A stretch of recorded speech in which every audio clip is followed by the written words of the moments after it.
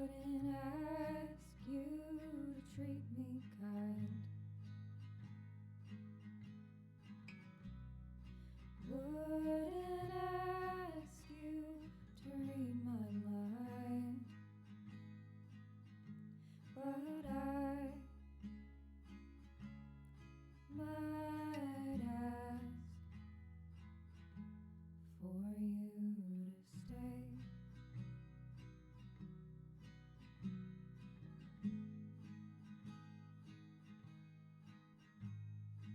I wouldn't hope for your love.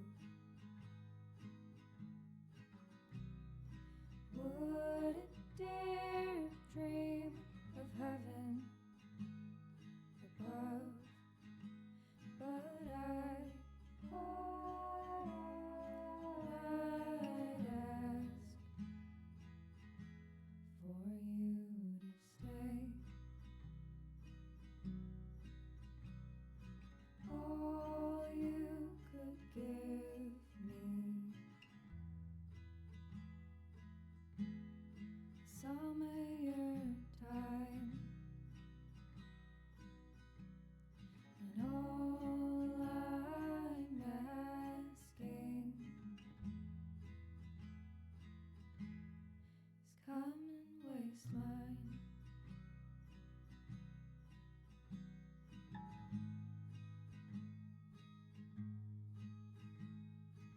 I'll take less than I need.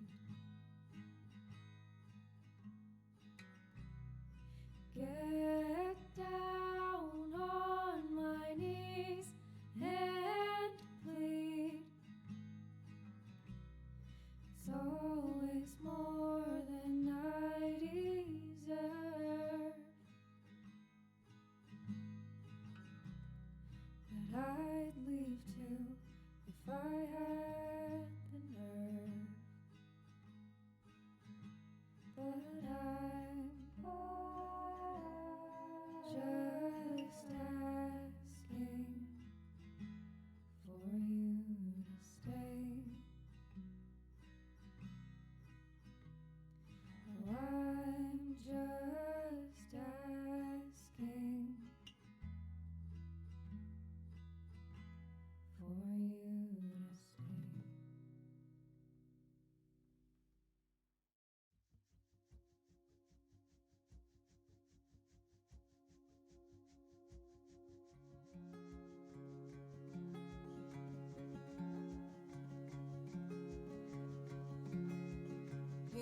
Eulogize me in a song I'll never hear. Lay my bones to rest with your fear. Nothing else can move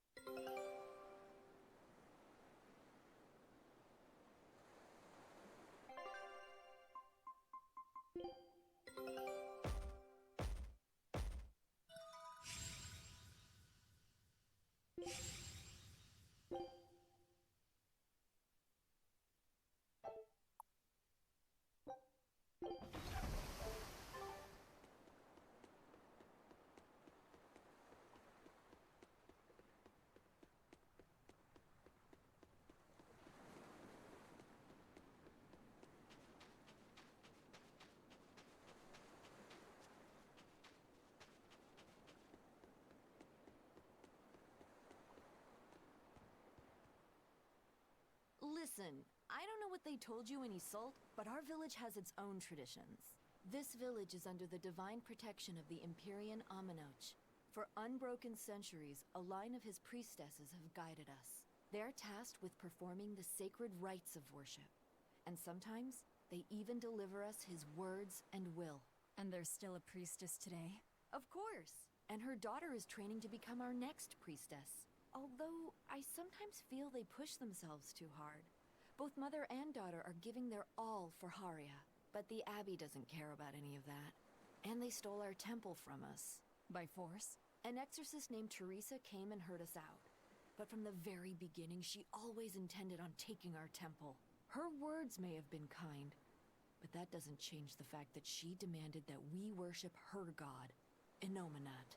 In all the years we've worshipped Aminoch, not once did we ever try to force others to adopt our beliefs. Why haven't I seen this priestess she's talking about?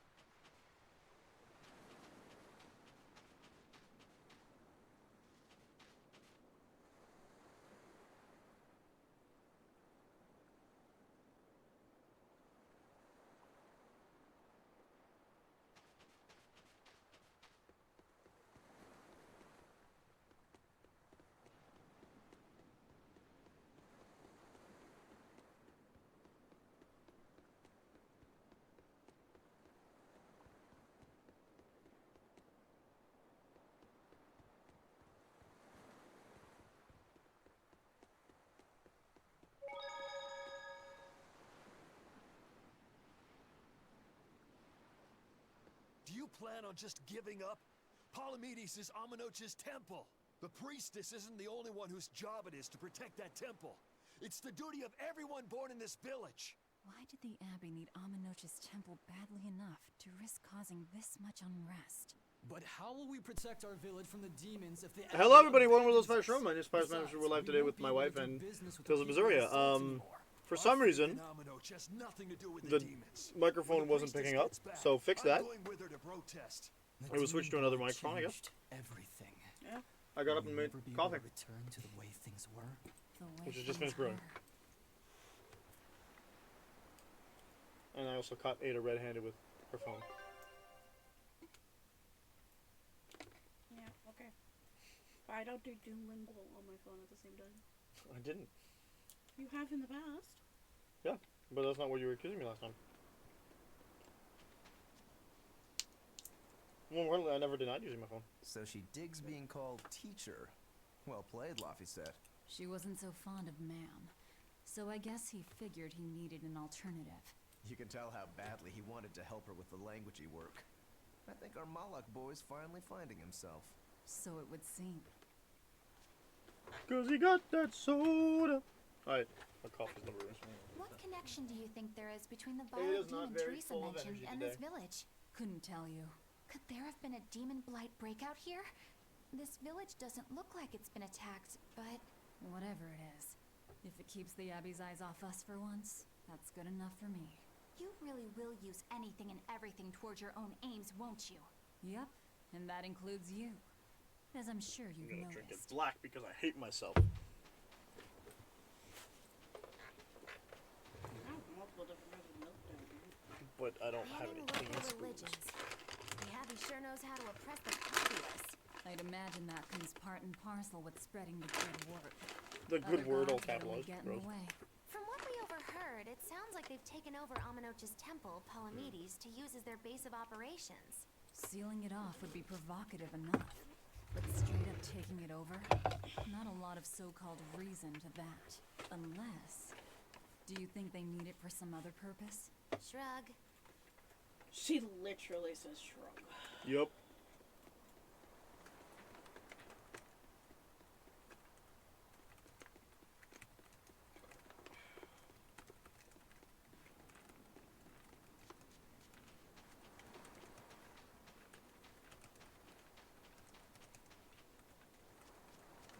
It sounds like deciphering the text might take some time.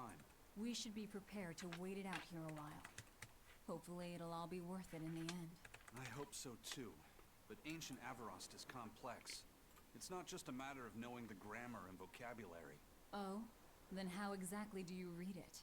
I'm not sure about the specifics myself, but from what I understand, you kind of have to intuit a lot of it. A language based on guesswork? Thanks, old dead people. That's where I heard that from. The worst.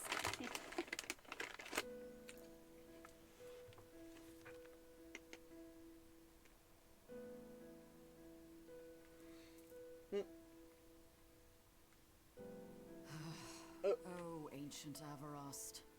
You have the But like most obstinacy of a languages, you need to spurned translate. lover Like who ancient languages tend to refuses do that. move You need to get guesswork anyway. Yeah. Even for you, teacher? It's this one crucial line. I can't wrap my head around it. Well, from what you've taught me so far, it looks like it says Saw, Popo, Mucho, Sancho. It's about Dragon Ball, of course. Correct, but if you merely translate it word for word, it ends up saying, the parent hates tomatoes, the child eggplants. Why do we know that? Okay. I doubt those have much to do with the Nominat. Yeah. Their grammar is nothing like ours. Sometimes you have to reorder the words, and even then the meaning can require leaps of logic and flashes of intuition. No way! Reordering.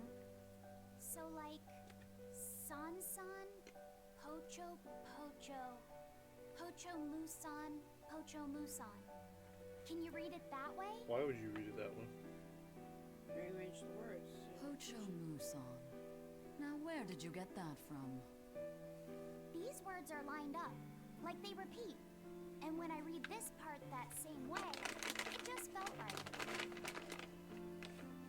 Pocho Musan. If that's repeated here, then the passage turns into the nameless Which, for the record, Empyrean. Latin. Innominat is in Latin for nameless. Oh, that has to refer to Innominat. Or I unnamed. think we're on to something. All right, so if we I'm pretty apply sure. this rule here, 'Cause- then... It would seem to be a book of children's counting songs. It's not about Innominat? What matters is what the song says, child. And I think you will be very interested. No, in don't the zoom out. words. We're interested too. Not the fight the black. I wonder if they've made any progress yet. Shall we go check on them? How about you check on these nuts?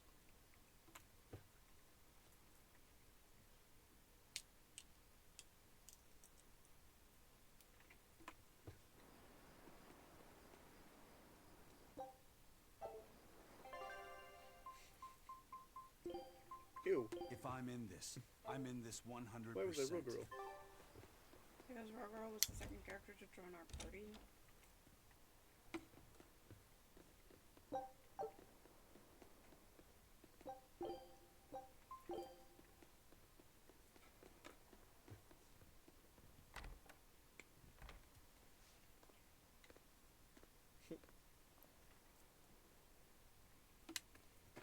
All in their costumes except for Well, Velvet. any results? Velvet's in the one that comes with music. Yes. Well, thanks to the boy here. As it turns out, he has quite the knack for languages. Only because I've got the best teacher. Suck Careful, honey tongue. You'll give this old girl ideas. up. Gross. Now, child, I'm sure they're curious about the song we unearthed. Why don't you read it aloud? Yes, teacher. Song? Fire. Eight-headed is the lord of the land, with 7 mouths to devour malevolence. Through pulses of earth doth base nature's flow, as he awaits the time of awakening. 4 Empyreans may tear him asunder, but so long as there is one receptive to divine power, Therians shall be forever reborn, in sight of the full crimson moon. The nameless Empyrean hath one heart, the nameless Empyrean hath one body. Sounds Therians? like the Blood Moon from Zelda. Yeah. Essentially, this ancient text you found is an annotated volume of drawings and songs pertaining to Enominat. Annotated? Then hurry up and just tell us what it means. I'm sorry. So far we've only figured out how to read the song lyrics. All right. I take it we're still in for a good long wait before it's thoroughly decrypted. Where's your hat? I took it off. Likely so. But if we Actually, I want to made it find this out what the Abbey is up to, we need to know what's in this book, really like the no hair. matter how long it takes. What the Abbey's up to, is it? Like, of course they're up to nothing. Before they are I perfect. think we can learn much, even from the lyrics alone. The drawings depict him with 8 heads. One of them belongs to his main body, but the other 7 are his mouths. Those mouths consume malevolence, sending it along earth pulses back to that main body so he can awaken. Non-malevolence? The 7 monsters fitting that description are called... Therians. Right. Now Doesn't as she for a this Therian? malevolence, Yup. I have no idea what that means. Also the dragon heads. One yellow, What about the one second black. part? I haven't When studied her much and ancient Blanca history, but it said this world was Or created by 4 Empyreans: Earth, Water, Wind, and Fire. But they also call Enominat an Empyrean. Perhaps a war broke out between Enominat and the other Empyreans that resulted in him being sealed away. But if there is someone to connect with this divine power, the Therians will keep spawning. And just like that, Enominat will be revived. If we assume that Shepherd Artorius fits that bill, and that he's trying to reawaken Enominat, everything lines up. Which means our job is to find these Therians and cut off Enominat's heads, so to speak. But where do we even start looking for them? Remember, the song states that the Therians in Enominat's body are connected through earth pulses. If their job is to feed Enominat, the most effective place to position them would be at the earth pulse points. Points? The places where the power of earth pulses is concentrated. I wonder what Earth Pulses look like. Places with that sigil. Hey, remember the barrier that was keeping this bug in the forest?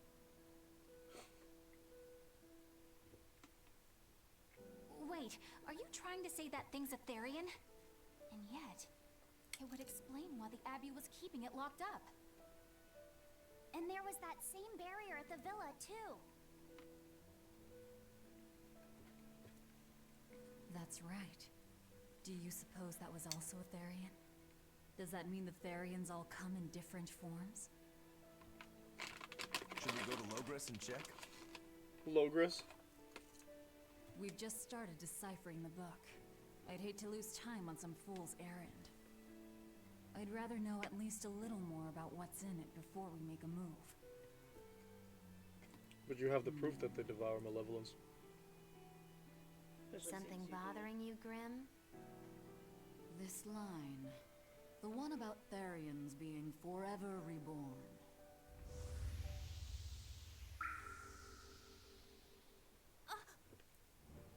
I just felt the same thing as I did in Warg Forest. What?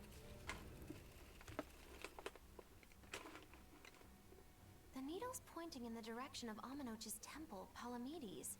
Do I recall hearing that the Abbey took that over?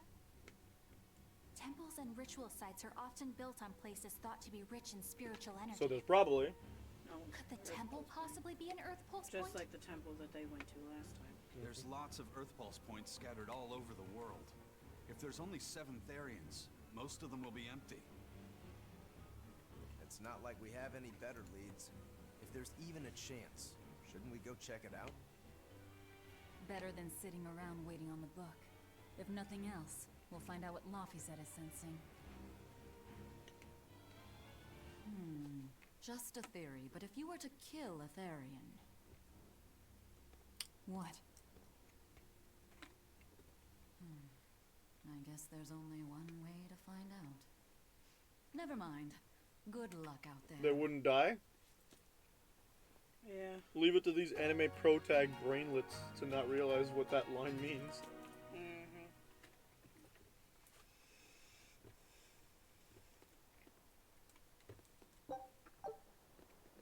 All these stories that like have characters that are like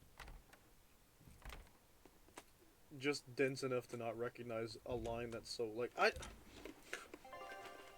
this concept of following a song that you like believe in but you don't understand, like that you or that like you believe partially. Yeah.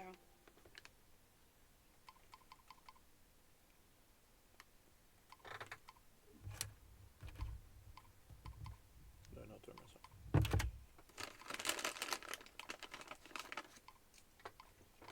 Like, yeah, we're gonna go kill some Therians. Where's the stuff that... Oh, no, they're in materials. That's where they are. Oh, yeah. I'm like, where's the stuff that we just sell? Like this. Yep.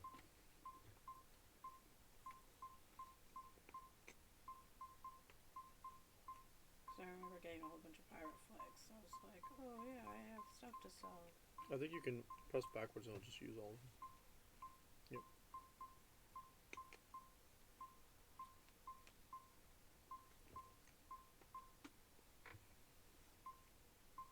Jesus Christ, that lunar escape. The rough gemstone is worth a lot. Huh?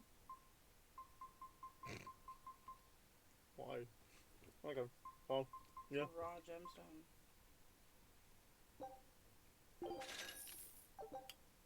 Woo! Wait, what does that do? Yeah, I didn't see anything attached to it, but I know we get a discount. Oh, we got a Ventite something, so... Is something.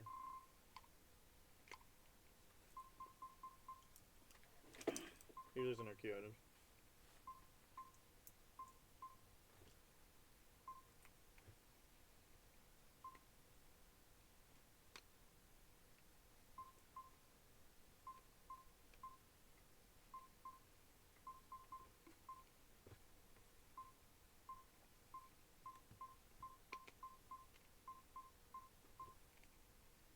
I don't think we're hurting for cash, quite fair.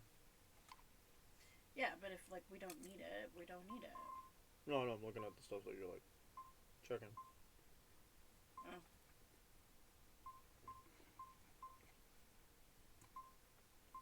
There's some stuff that you could sell because we have multiple copies of. Yeah.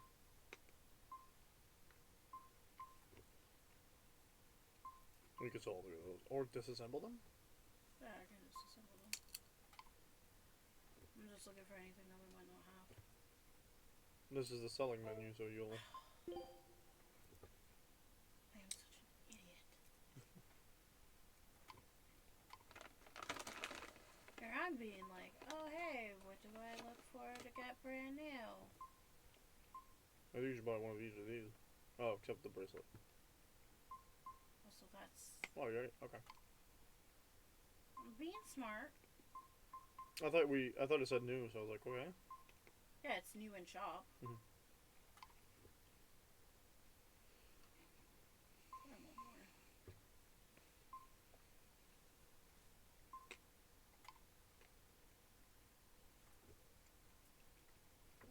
I'll buy a second one of that.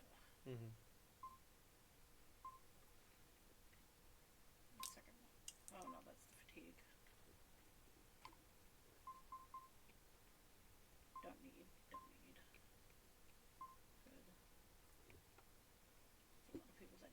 so let's get one. We have 2 out of the 3.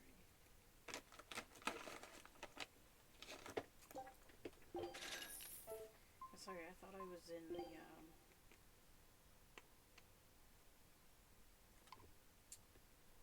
I thought I was in the cell.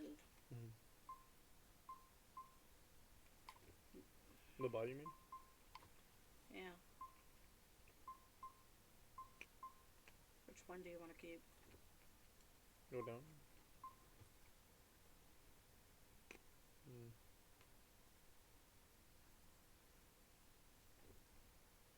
This one? Okay. Someone up. Keep that one as 2 skills.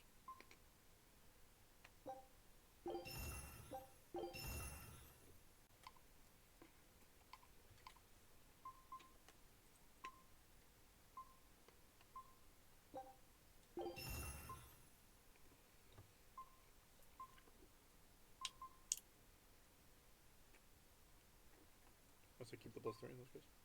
Yeah.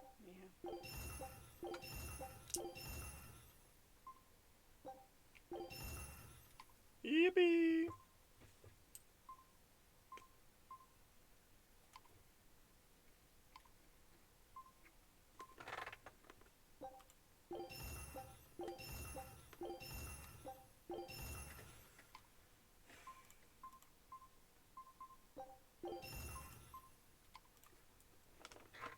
Does your sound like a little on? Maybe. Why? Because I keep hearing something to my left.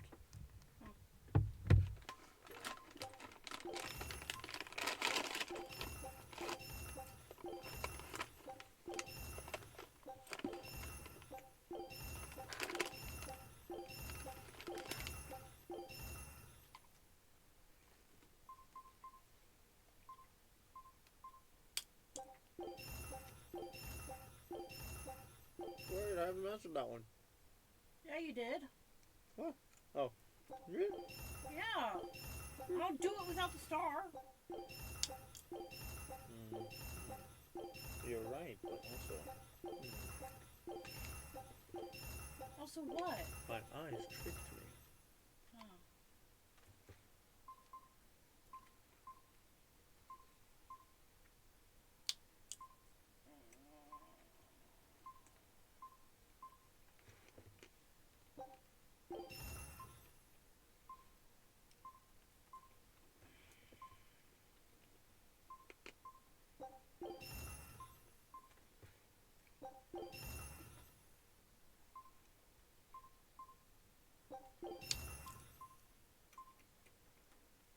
Foul tarnished.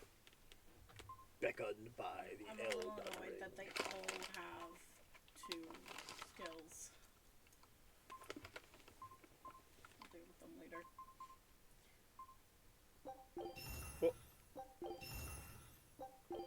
Oh, that stars, yeah. You I saw the really 3-star and I was like, what? I'm just going like, you don't trust me. No, guys, just my eyes screwing with me, I guess.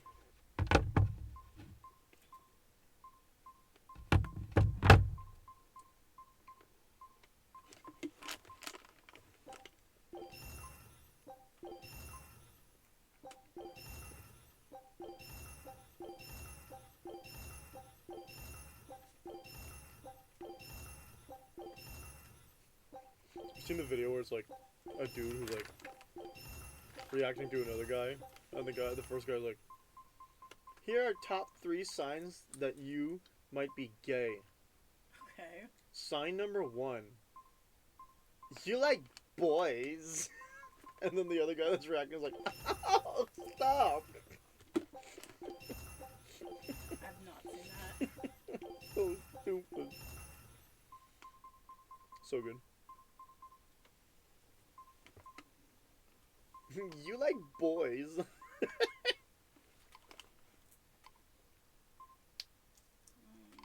move any of those yet. The rage of the beam spills into the hot water. It rises within you to awaken you. That's how coffee works.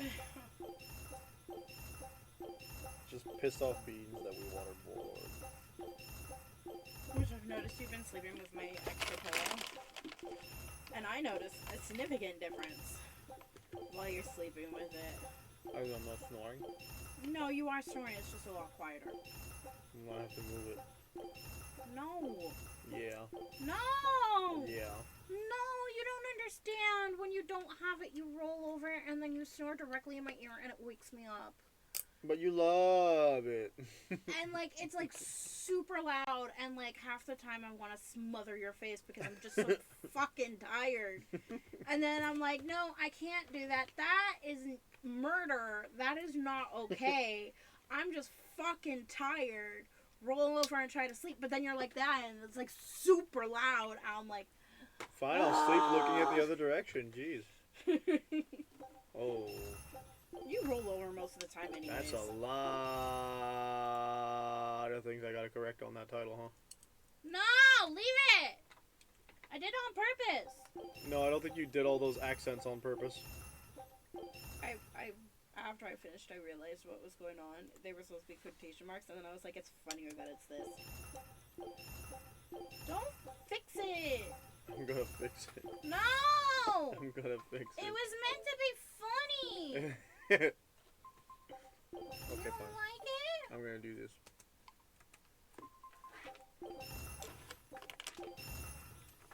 Fine. I will take credit for it. I was hoping you wouldn't see it. I mean, I wouldn't if it wasn't for the fact that Stream Elements is like, here is the name of your stream!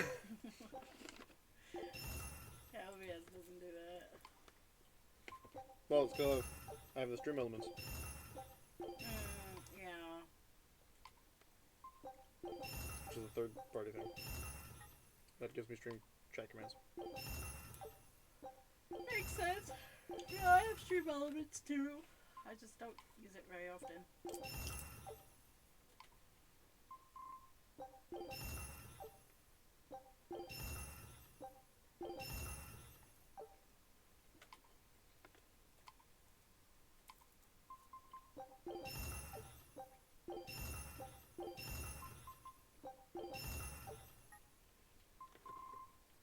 Yeah, I'm looking for soup. I'm looking for clothes. Why are you shopping for clothes at the soup store? Peek.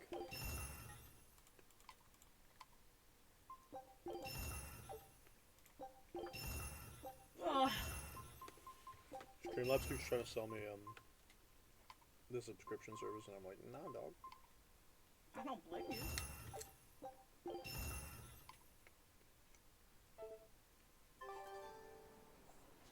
Big gun! Foul heavy heathen. I am done updating. Woo! I'm so excited! Hooray! Oh, now they're here in town.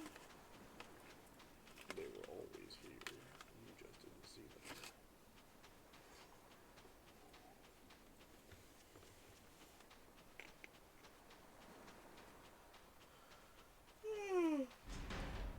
What game I should work on finishing on? Legend of Dragoon. Pardon? You know what game I should work on finishing on? What? Legend of Dragoon. Hmm. That game kicks butt.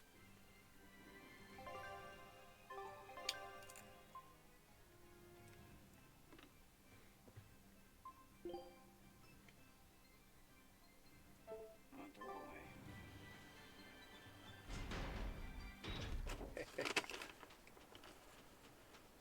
Yes.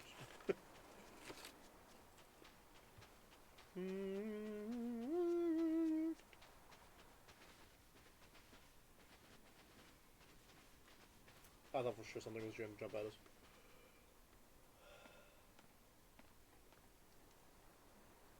Who are you? That's The what I was going to say. innkeeper's daughter.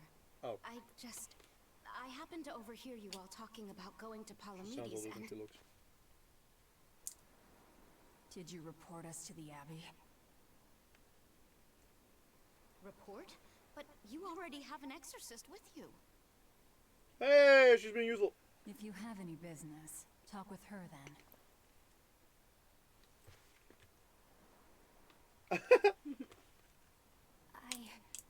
I'm Eleanor Hume, an exorcist with the Abbey. How might I be of service? I want you to look for someone. A mother and her child went to visit the Abbey grounds, but they haven't returned. They've both gone missing? Yes. The mother's name is Mahina. She's a priestess of Aminoch. And her little daughter's name is Kamoana. Why'd you bring the daughter? Hold on. If she's a priestess of Aminoch... Right. Ever since the Abbey booted her out from the temple, she's been regularly going back to make her objections heard. But one day, she never returned home. And now her daughter has disappeared too. Yeah. I can only assume that she went to go look for her mother. And you believe they're being held at the temple? Oh no, ma'am. I just can't imagine Mahina would abandon her daughter like that. Kamoana is next in line to succeed her, so she's had a strict upbringing, but her mother truly loves her. Please forgive Mahina for her protests. I was just hoping we could use the Abbey's resources to track them down. My scalp again, he's gonna smack my hand. I will do everything in my power to find them. Thank you. Thank you so much. Good, I guess. Like Kamoana, I grew up with only my mother as family. I can't help but worry for them. She's the daughter of the innkeeper. Of course. No, the innkeeper's apparently female. Let's be off, Miss Exorcist.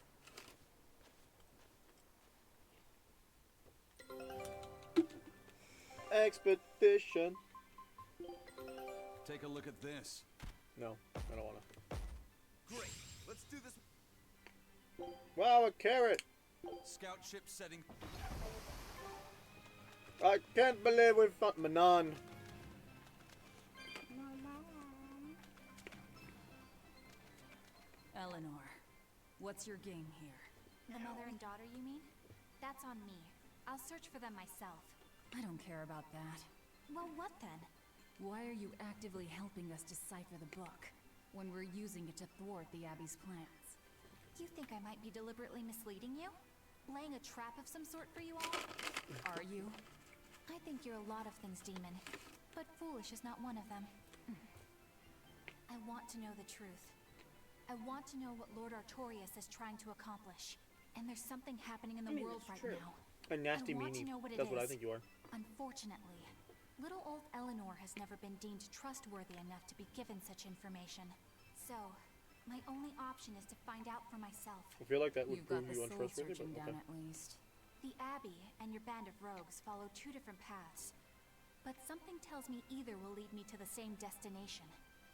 And so you don't see any need Death? to lie to us? Exactly.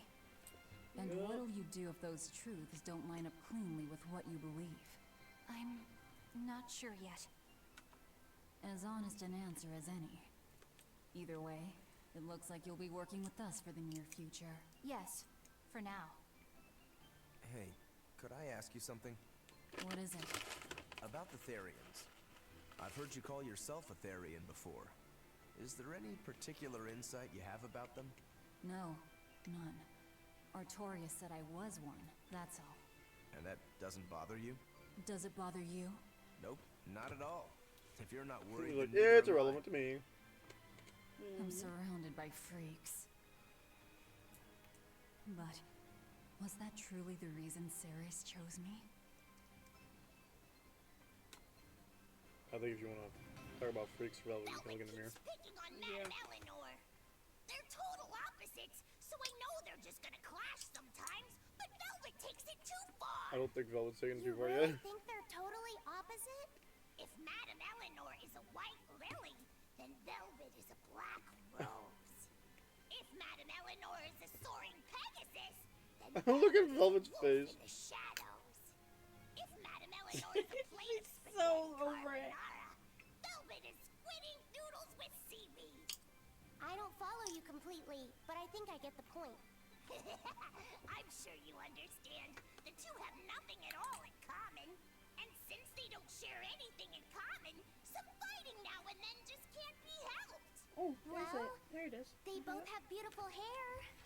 Okay, but we're talking a noble exorcist and an aloof demon. They both have beautiful Eleanor hair. sometimes treats you coldly. And Velvet has helped me more times than I can count. Madame Eleanor gives herself fully to the salvation of others. But Velvet is bent solely on revenge. I mean, from a service level, sure. They're both motivated by thoughts of others. Lol. How is the cheerful and talkative Madame Eleanor at all the same as the brooding, taciturn Velvet? Both of them talk to me when it's just the two of us together. You're just trying to be contrary. I'm only telling you what I've experienced. Actually, I feel that Madame Eleanor isn't really reaching out to me. It's alright if Eleanor doesn't want to talk to you. I'm here for you, Bienfu. No, he likes ladies. You aren't alone. That just makes me feel lonelier. He's also a creep, You though. two are Fun. opposites yourselves. Huh? People like Laphicet. Nobody likes you, Bienfu.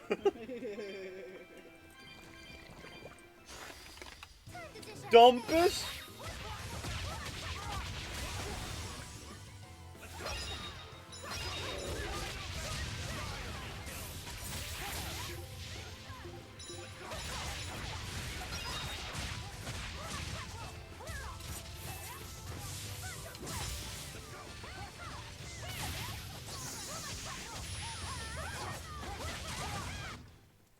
They're called.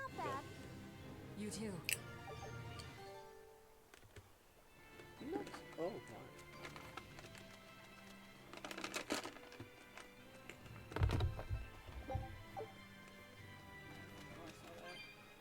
very careful.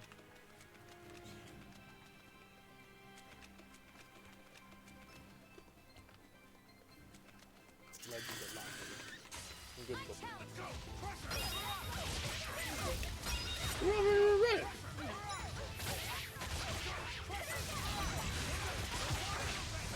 I really thought that on good reason. I'm definitely doing a good generation.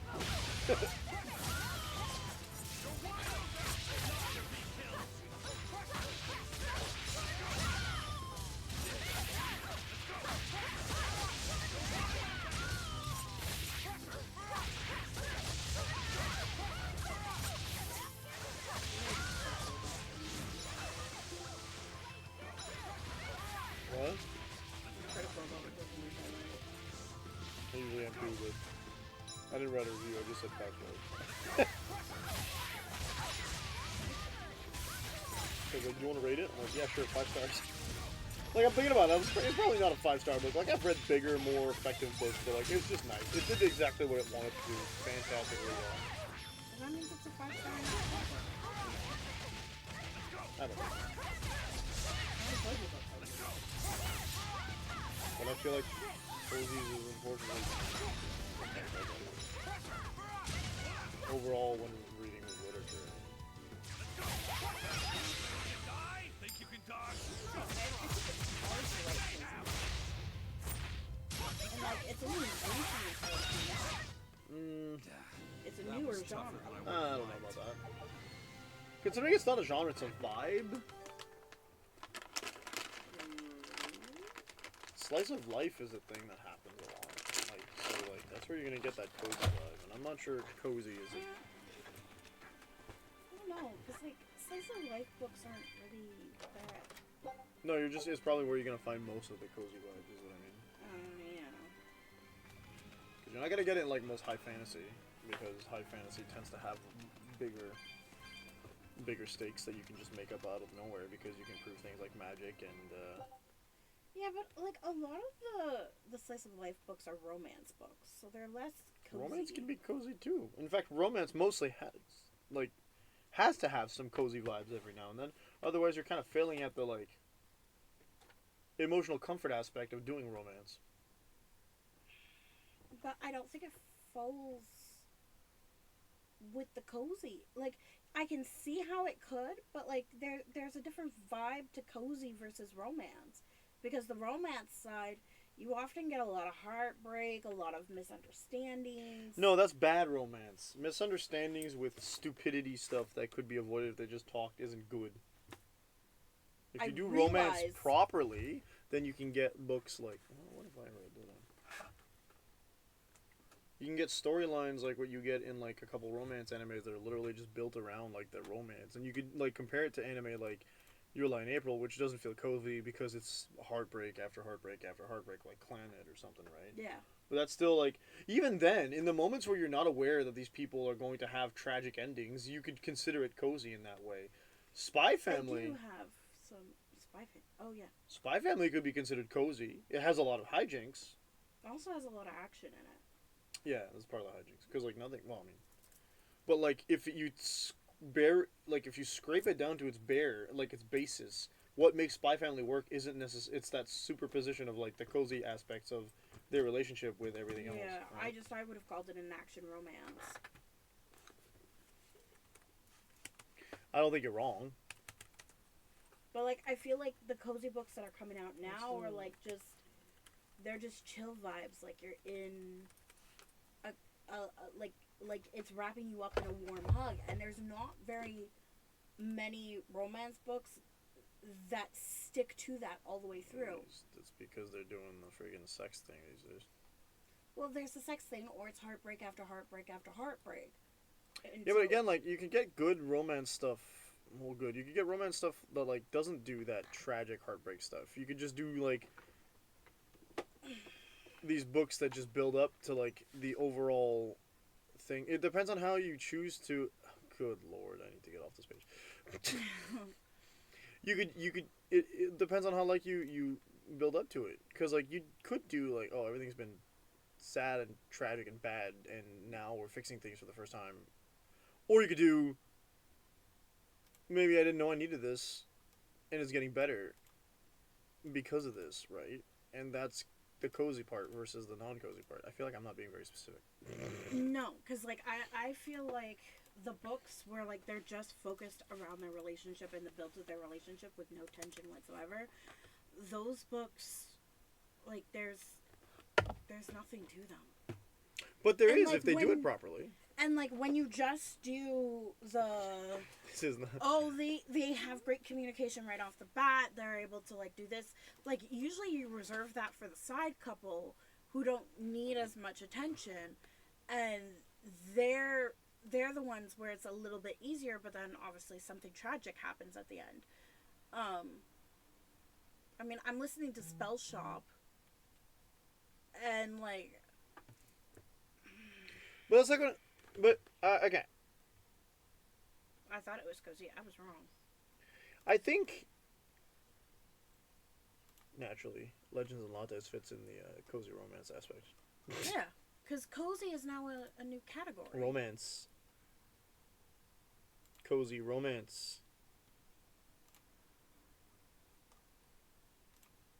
According to this. But cozy is a new category. It's not a category. It's not categorized as cozy. It's categorized as... Ew. Oh.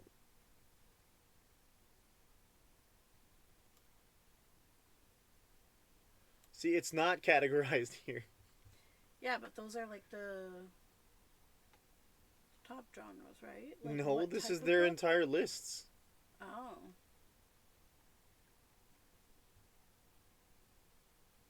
These are their filters, the available filters. Okay. But this is just like Book Outlet, which is a site. It's a site. It's not like... Yeah. But, like, I don't think it's a recognized, like category, like a genre. Like, romance is a genre. Fantasy is a genre. Sci-fi is a genre. Cozy is a vibe. You know what I mean? What do you... I just heard one of them click. What click?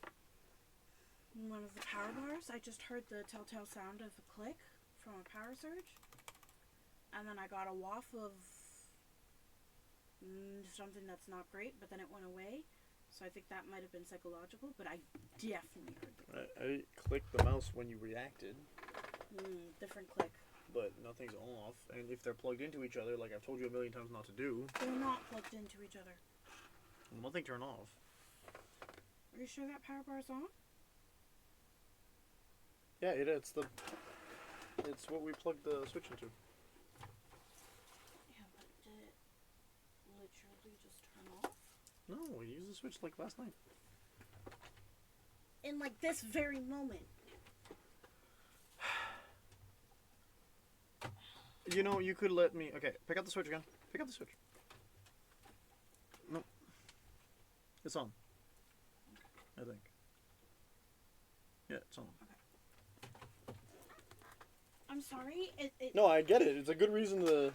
But no, I didn't hear anything except for my mouse clicking. It sounded very much like the click of one of the power bars turning off. But yeah, it's not a recognized...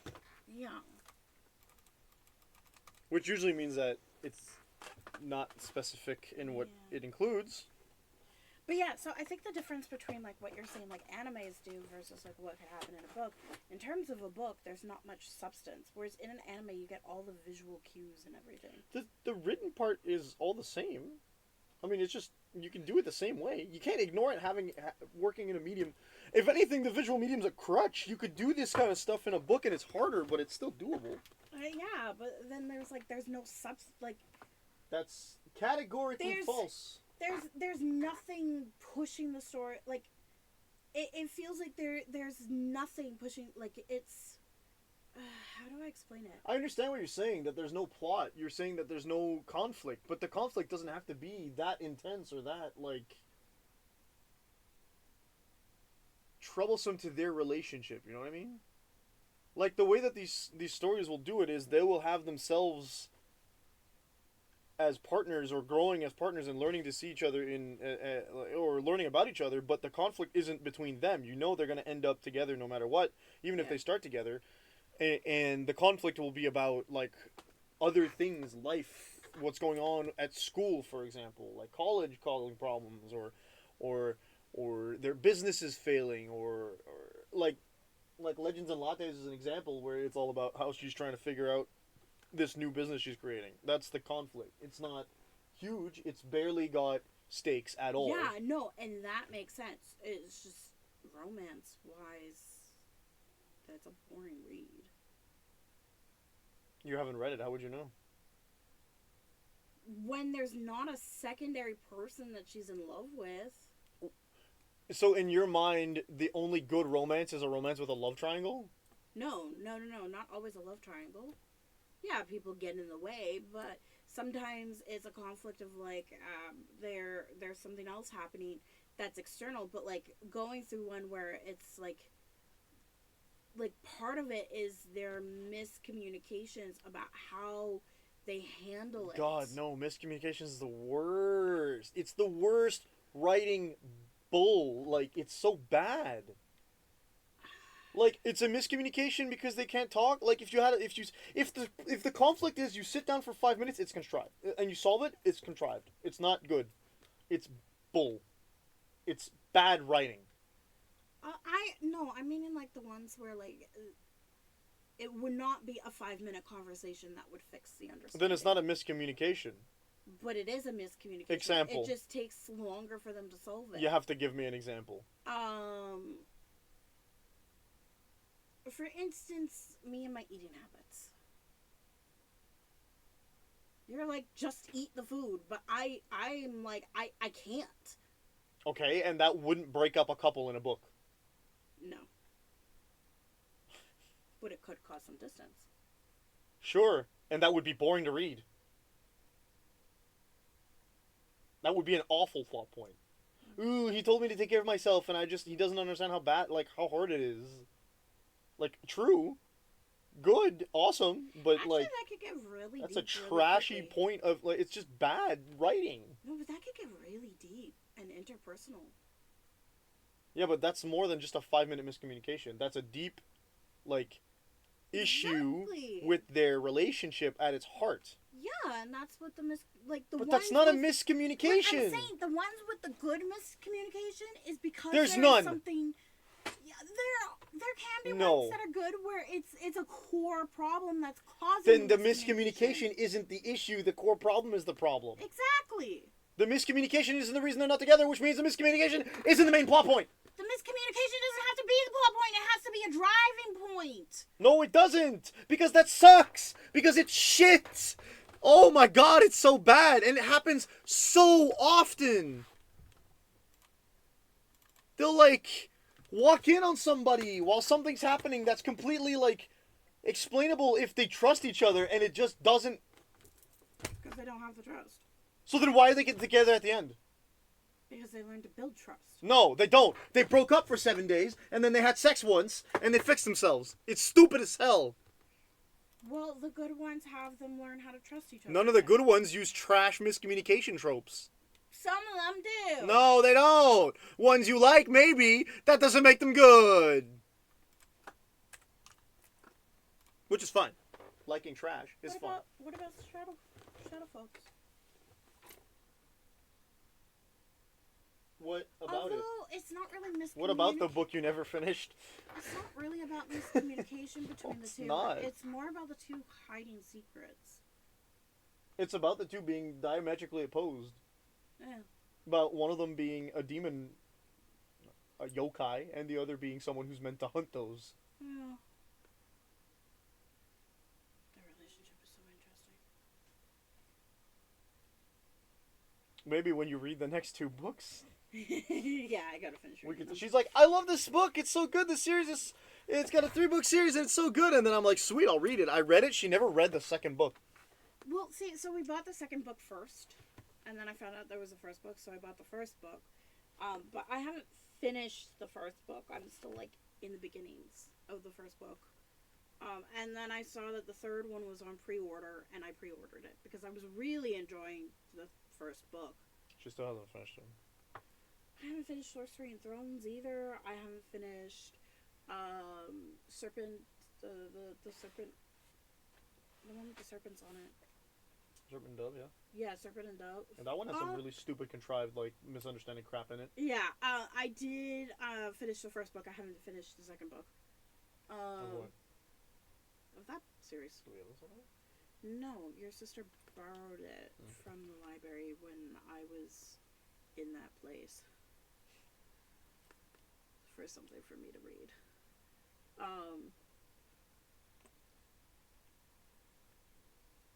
All I'm saying is if you can't find a way for your characters to have conflict that isn't just something any normal person that can think through in 5 seconds would be able to solve, it's not good writing. Except some people have the emotional capacity of a fucking ant. And then they pretend like they have more. If you can convince me that that's a thing, sure. But you have to do the work. You can't just, like... And most of the time, we're led to believe that the person thinks similarly to, like, a vast majority of people and has the emotional intelligence required to be the main character in a romance book. Could be the partner, but it's fucking idiot. Whereas I still don't think that makes it very good. But I think it really depends on, like, how you write, like, because a lot of people are writing it with emotion behind it, but you're putting logic to it. And emotionally, no, it's more than just logic. It's like, I don't know why, blah, blah, blah. I feel like we're going to use, let's see if we can find an idea here. Mild spoilers for Mary Lou's Prodigy. Which I've never read. The story revolves around these two characters who are, at the beginning, well, it's the sequel, so the first legend is the story of, like, this post-apocalyptic, well, not even post-apocalyptic, I guess whatever. It's think of a Hunger Games setting. They live in a world that, like, is controlled by their, it's the governor or I don't remember the name of the whatever. Government in some form. It's a dictatorship. It's fully a dictatorship, and they're told, like, America was split both, like, 2 ways, and blah, blah, blah, blah, blah. And, There's two main characters. It's a two double point of view novels with Day as the main character, who is a boy who was lost his older brother. I believe, yeah, lost his older brother, and his younger brother recently got captured by the government. And he's what they call a runner. He runs around, and he's a rebel. He doesn't follow the rules at all, so he's a criminal to them. And he's running around. He's causing problems, disrupting supply lines, the whole shebang, right? So think parkour man makes problem for government, that is. And the other one, her name is June, and she is a prodigy. She's about to be accepted into the army, like, officially in a high rank, because her brother's in a high rank, and the governor has his eye on her because she's, like, literally scored, like, all the best scores in school, etc., etc. And there's a class, like, division between the two of them, because obviously he was born poor, and that causes problems for them, and she was born rich, and that allows her to have better whatever. As the story goes on, eventually they meet and they fall in love, but which forces her to confront her point of, like, her understanding of the dictatorship they're living under, which is like, she's completely under the Kool-Aid, if you will, of believing that everything's good, until she meets Day, and he's like, nah, dude, this kind of sucks, actually. This is how they treat the poor people. And she's like, whoa, that is kind of trash. When the second book comes around, at the end of the first book, they end up, like, admitting to themselves that they love each other, kiss, kiss, blah, blah, blah, blah, blah, hold hands, etc., etc., I die for you, the whole shebang. Yeah. To the point where June leaves, like, her family behind, and becomes an outlaw like he does. In the second book, they have this very, very stupid argument where he meets someone from his past, who he never knew had a crush on him. But he realizes that she does, and when he does, he's like, no, I'm with June. But June realizes that this person has feelings for her, and because of a bunch of other stuff that's going on, she's like, feelings for him. She realizes that, like, oh man, I could never understand him because I've been rich and he's been poor. They're like, blah blah blah. So we're from two separate classes, and they have this very, very stupid fight that could just be, like, cleared up with, like, hey, I don't feel that way about the other girl, but then they don't have that conversation because they just get mad at each other and they separate, and then events separate them for, like, a week, and then when they come back, they're like, you know what, it was never that bad, actually, and it just solves itself. That is an example of bad communication for no good reason. It's contrived plot to make them have some form of, like, to make the reader believe that there's a form of progress in their relationship, when in fact there was a setback that was non-existent. Leave it alone, so that you could get that illusion of progress, to make them feel closer. But they don't feel closer. They're back to the same step they were at the end of the first book. I guess, but in a way, it was her getting over her insecurities. But nothing concretely happens that couldn't have happened without one of them going, like, hey, maybe you're just a bit jealous and that's normal, you know? They could have just had a talk, but they didn't. They fought, and then they left, and then they were mad at each other for a week until they both almost died, and they're like, whoa, what did I do with the other one? But, you know, a lot of people actually have those kind of relationships. And it's stupid in real life, too!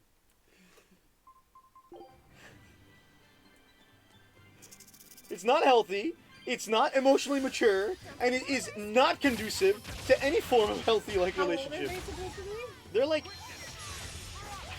Good question, I don't remember. I think they're in their teens, like, late teens. Okay. Yeah, this is like a teenage dystopian novel a la Hunger Games. So, of course, you're not expecting them to be... They don't have that emotional intelligence. Emotional, like, maturity or whatever. Though the text does treat them like you should, but... It does, because everybody likes you to understand it from their point of view. No, it treats them like they understand more than everybody around them. So it treats them like they should be emotionally mature at that point. It's not like, oh my gosh, I don't understand. It's more like, they have that, like, 5-second, like, fight, they leave, they're mad at each other. I said they're mad at each other for, like, a week, but, like, in reality, it's like, they act like they're mad at each other during that entire time, and then it's like, but actually, I messed up, and they knew right off the bat they messed up. They just...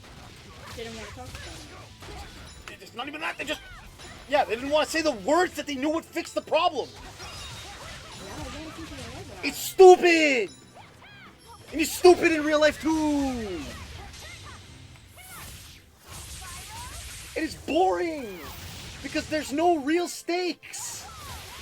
You know when they're gonna get back together. Like, when they see each other again, they're gonna make out, and the problem's gonna be solved! I guess, but I feel like there's no stakes just watching, like, the relationship develop. But when you're reading cozy, you don't necessarily want stakes. You want heart fuzz. Yeah. So you don't need tragedy or drama. You want heart fuzz. You want comfort. You want to be happy. You want to grin from ear to ear while you're reading the book. Expedition. Yes, I did see that. Take a look at this. So, like, why contrive drama when you could just... Scout ship set. Right, well, I mean, because you're going for a different genre, obviously, but, like, you don't need that contrived drama in a cozy storyline to get back to the point we're actually at. That's true. I don't know which way is the right way, so... They're both... Not this one, I guess. Yep. But there is...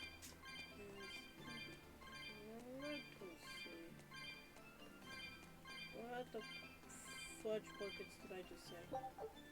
I don't think those were real words, to be fair. Yeah. I guess I made something up.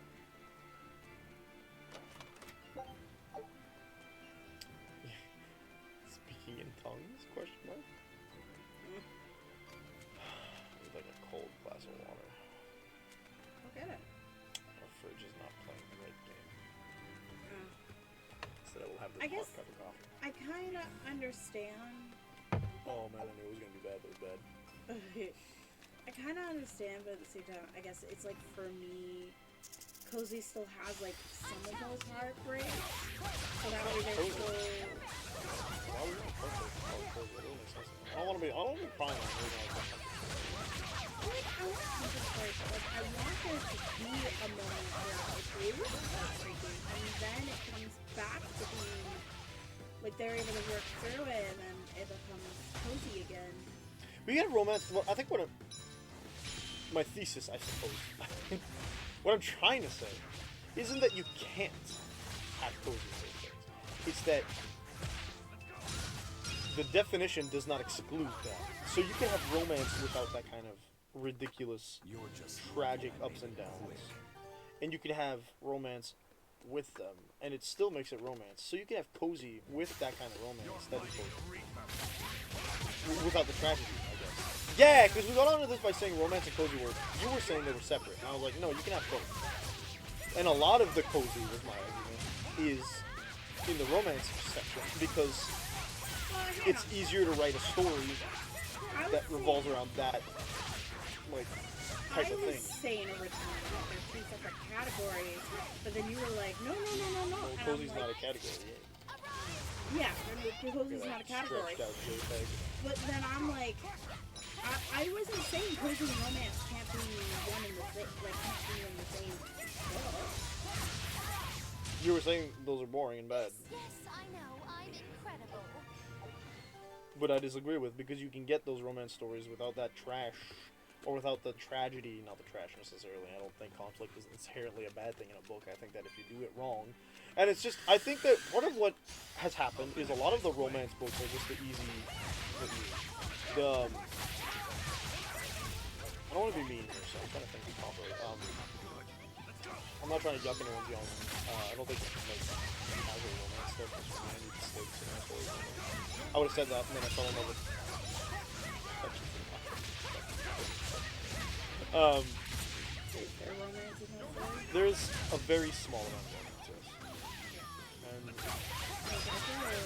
yeah, main character. In fact, I'm very happy that they did it the way they did, because part of what made that story as good as it was, I guess, is that nothing feels contrived or useless. It's 200 and some pages, and absolutely it's very low stakes, but you do feel that the stakes that are present aren't there because they can't be solved. It's more like most of the story revolves around who is the main character, who's an orc, by the way. Like, I didn't think she'd be an orc when I picked up the book, but yeah, it makes sense. She's an orc who wants to open a cafe after 22 years of adventure. And she, like, makes a point of early on, I'm retiring from adventuring, and therefore I do not want to have to use my sword. I do not want to do adventurer things. I want to see this new life as I'm doing cafe owner things. And when the point comes up where she needs, or she's told, the easy solution by almost everyone around her is do the thing you would have done when you were a warrior.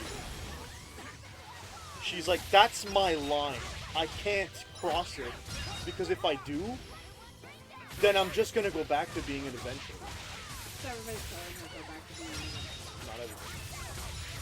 But, like, there's a specific scene where she talks to her old adventuring party because she has a problem in town. I assume you're gonna read this sometime later. Just the kind of problem you would usually get when you open a new cafe, I think. A new business in the city with adventures. She has a problem in town, and she's told, like, she tries to deal with it a few times, subtly and not so, like, adventure style. She's like, well, you know, it's always an option, it's always an option, it's always an option. And then eventually, one of her friends comes by, one of her old adventuring buddies comes by, and she's like, look, I might have this problem. And he's like, look, I can see you're having problems, you don't really want to talk about it, but if you do your thing, you problem. And he goes, so she's like, okay, cool.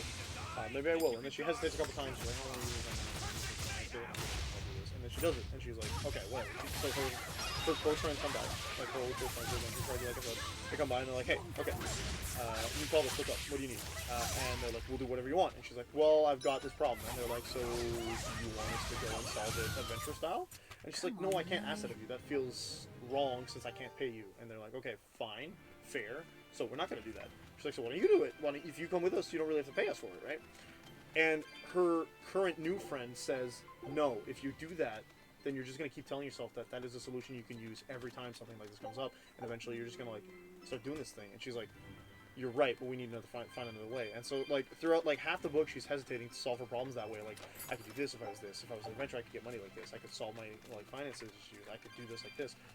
And at every point, she's like, I need to get myself out of that mindset, because if I don't, I'm eventually going to fall back into it. And, like, the motivation for her being a cafe owner instead of an adventurer is because traditionally orcs die in combat. And she's like, I don't want to die in combat. And we don't get a lot of world building, so you can assume that things function very similar to your classic, like, D&D setting, if you will. Like there's that two named cities, 5 or 6 named races. You don't get full-on descriptors for most characters.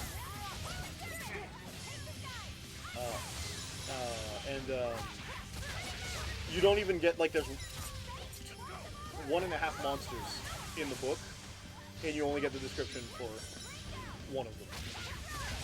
The half. So, like, okay, so, like, you can sense that, like, it's a very, very low-level experience, because the description of the world isn't important. What's important is how Vivian feels about her previous job, and that, I called it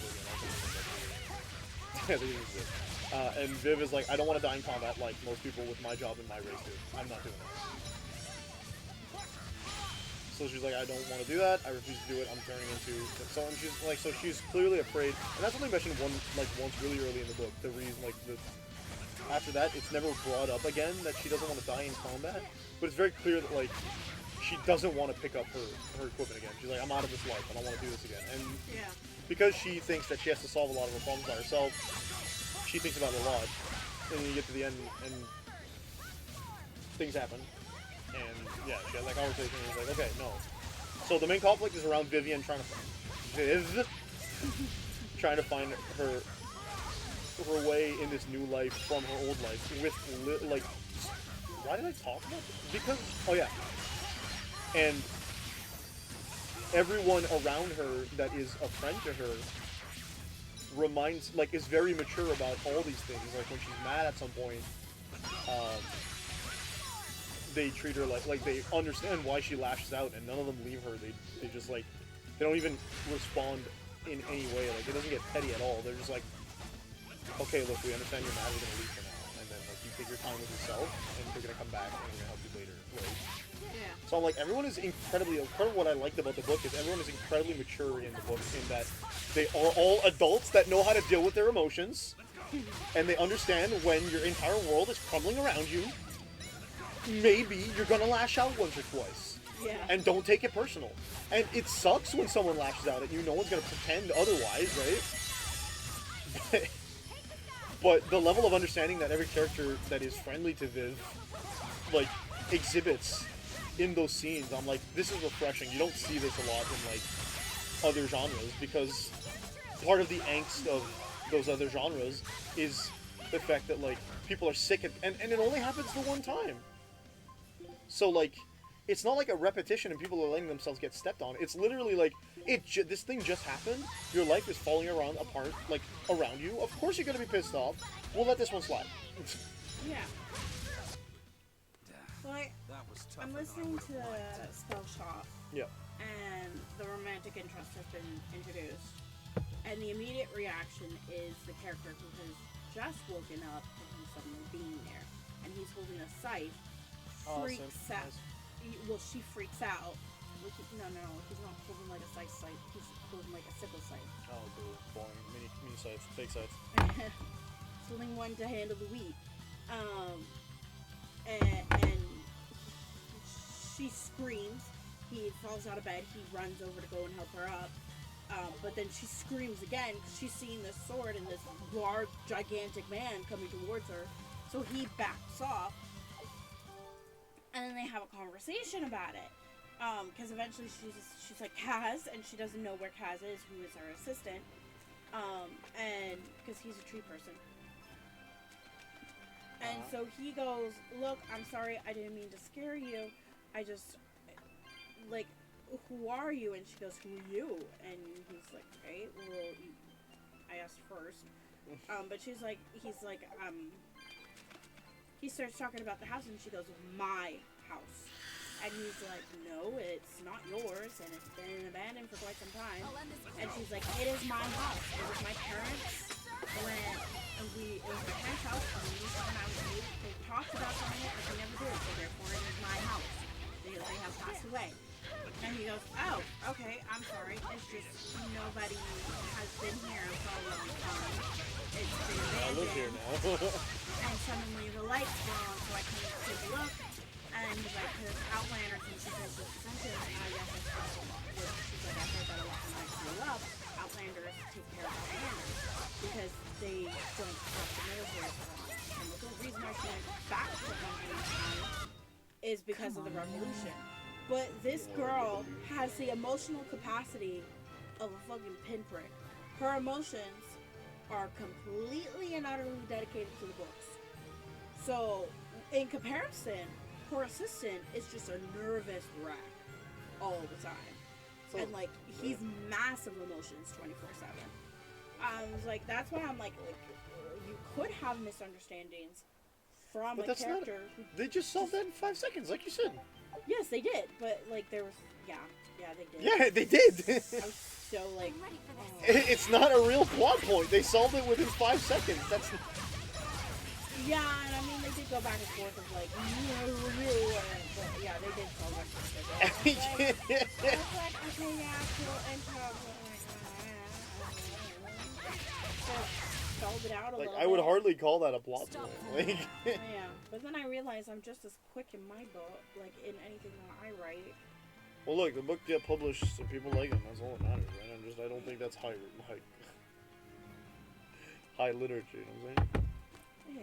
But like, again, not everything needs to be high literature. Like, some people have a higher tolerance, and some people read fan fiction on the daily and really enjoy that kind of vibe in the book. So. Yeah, I like fan fiction writing. There's actually quite, like, I remember somebody talked, like, actually group fans. I'm like, yeah, or no, actually, I was really talking to Liam. And Liam's like, I'm like, yeah, I was and Liam was saying, I love it when like they're, yeah, when he's like a passionate book. But he's like, I love it when they're super descriptive. I was I amazing, hate it wasn't so I? much. I just want them to move on. Yeah, but what you gotta remember is that fan fiction. The world is already. People will assume that, writer for a fan fiction will know that you know the character already, so they can just kind of get away with not describing it. Whereas if you're writing your own novel with a nice story or new description, and if it's a long form story, like anything above 150 pages already, I don't think there's a numerical value that will tell you when you can or will not be able to describe things. It's just that if you have an image in your head and you want people to understand what's going on, there's a lot of times that you need to describe it. So like, you can't just ignore descriptors. For characters, I think you can get away with it, depending on if you're wanting to with that with a writing style. But like, you gotta give at least like the basics, which is like, That sounds pretty traumatizing. generally you want eye color, hair color, skin color is avoidable sometimes. A lot of the time. I never write skin color in unless I think it should be something significant. Good point. Coral is Well, alive and needs our protection. Or maybe it's because most some of it people can be sold for jewelry. will assume I didn't mean either a certain of those skin color reasons. if you don't write it Although in. Manon appears similar to And in Maclear my Beach, experience, because it I'm was white, formed they by a assume white. completely different process. Now that you mention But it, if you're this area is reading the covered by default menu, rocks. Maclear is just your average I seashore. tend But Manon to here was made by the put slow my corrosion characters of seaside in caves. They were white. worn away by the waves? Like, I think That about too. them as white, But and then mainly, when I it introduce was the somebody handiwork of a who's from another rock-eating country species or of from coral, known as another ravening table coral. Stay in religion contact or a long different enough, region, then it'll they melt have a your different flesh skin right color. off. Yeah, the only reason I don't like that is That's because why that kind of it like tingles every time I touch the coral. Why informs. didn't you warn us earlier? It kind of like enforces this like idea that the default is white and that everything else is not, and that's like subconsciously building a stereotype. You know? Well, it's because I have a tendency of writing where like I think about the humans when I get started. So like the reason why I have a tendency of thinking about like the main character always being white, aside from my own biases, what my own personal biases and experiences, I also think about the region, and I tend to put the main location either towards the north or like central Well, north, that about does it. where it's not as likely to like, but like in my head, the entire continent is like not at the equator, but the southern countries are near the equator, so therefore it makes sense that they get more sun, therefore have more melatonin in their skin tones. You're not wrong. I'm saying like, but even then, if you have events that happen in a specific region, and in that region, you set the expectation that everyone has a specific skin color, then at that point, it makes sense to not describe someone's skin color unless they're outside of the norm. So like, oh, this person comes from here, so they have like, you don't need to say every time, well, this person's from this area, and therefore they have white skin, right? Yeah. But if you're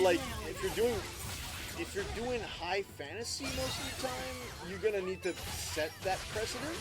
If you're doing any like fictional world, you need to set that precedent. It doesn't. In the book that I have just given up, the main character had fair skin with red hair, green eyes, but then the male lead was You're dead? yeah, I died.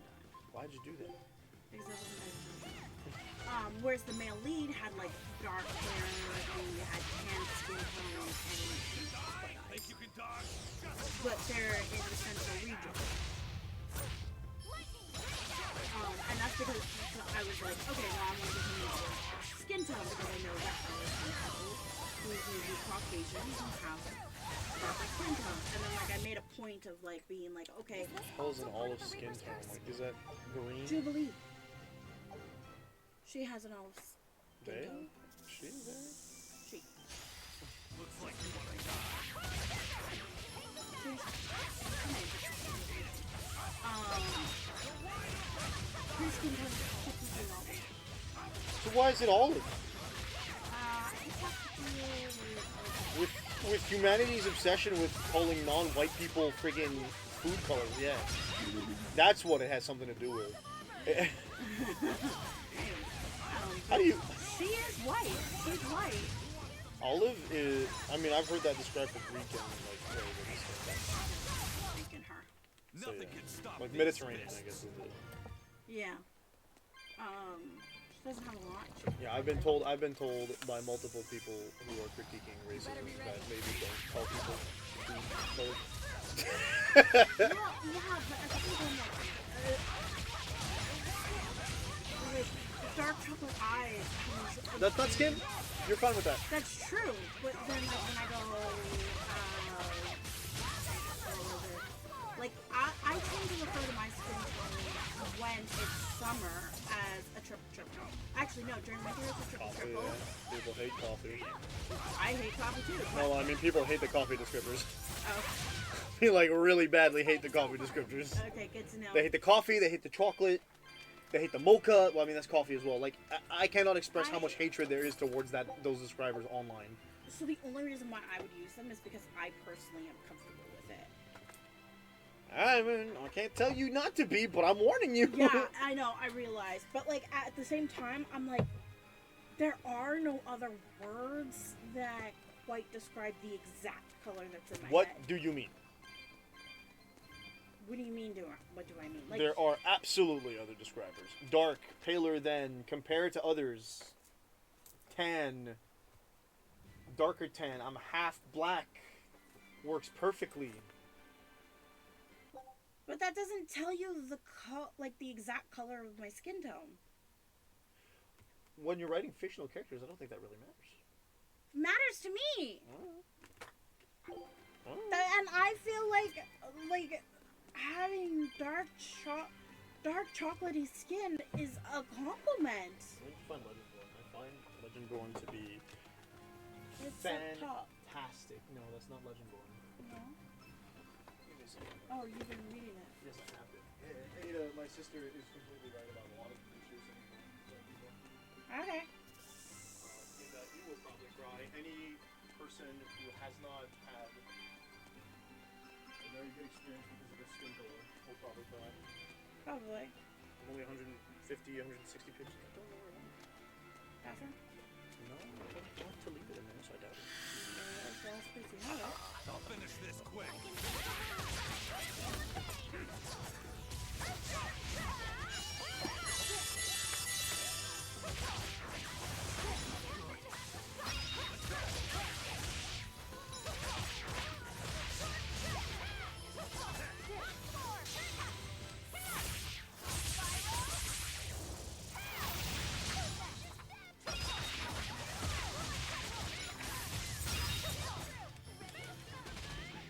Or raisin black skin tone. Even not. For a few people. I don't think it's a bad descriptor. I think it's an unrealistic one. No one has bad dark skin. Usually. Raven's fine for hair. Like I said, the skin color. Like, I personally would Take a look at this. have either loved to have, like, not to be the skin color that I am, where it's very back and forth, but rather have been either very fair or have had dark chocolatey. This says deep brown for her skin color. I don't remember how she describes herself if she does it all. Scout ship setting. I don't really get it described for the main character. Maybe it works. Deep brown, tan. Tan is a color, but like tan is a weird one because tan is a skin color that applies to like tanned white people is what tan is supposed to be. So even then, I think that there's an issue there because you're kind of failing to describe actual like tan as a color, and it's just a relative comparison to like white. Right? And then, like, I'm watching this comedian where he goes, I use good racism, which is to be racist. It sounds like it should be racist, but it's not. And he just ends up being funny, and people of different ethnicities enjoy it. It's like figuring out stereotypes that are based off your culture. I understand it. Like, yeah. Anyway. There's red herbs that you probably don't want to pick up right behind us. There we go.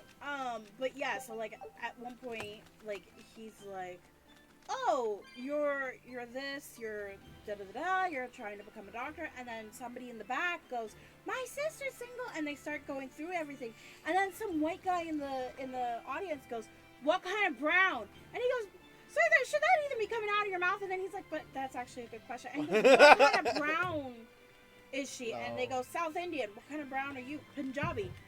Oh, that was a good question to ask, sir. I feel like, but it's like, oh jeez, yeah, that is oh. Yeah. Oh. I saw a Chinese one who was like, Taiwan. You asked somebody what kind of Asian she was, and she said she was from Taiwan. And she's like, yeah, but Asian. And she's like, okay, yeah. And then like Asians have like their cycle of internal hate, and then she starts listing it and about who sits where, and I'm like, and she's like, it's like how like the Japanese are at the very top. And then she's like, it's like if a Japanese and a Korean person tried to get together.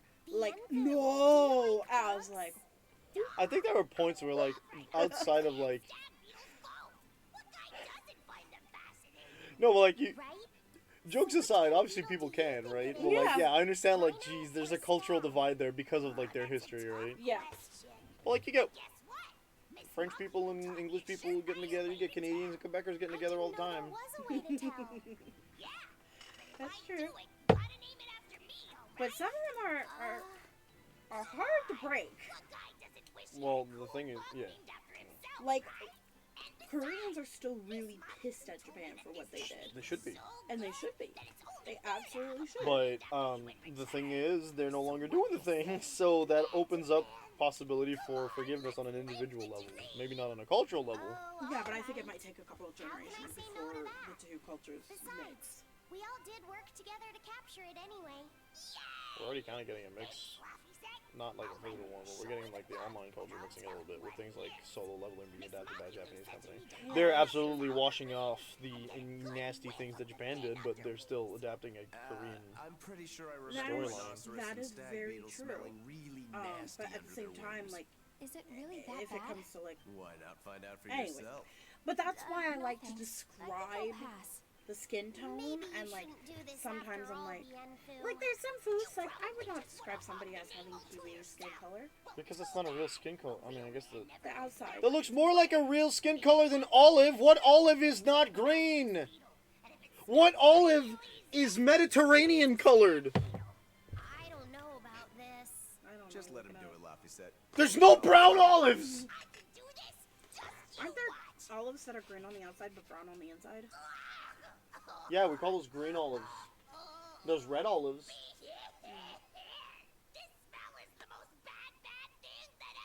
Lol, he deserved it. Whoa!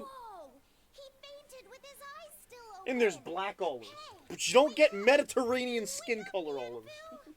Miss Mogulu, as soon as I smelled it, my nose literally But I think the big issue is, like, He people looks are, like he's having a bad dream.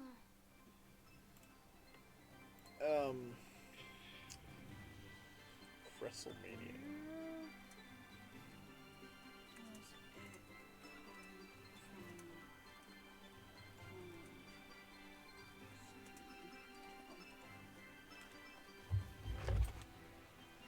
See, they're telling you literally where it comes from, and it's stupid. Ranges from brownish or dark as olives to moderate brown. No, don't listen to this. This is the trash AI overview. I'm looking at this thing underneath it.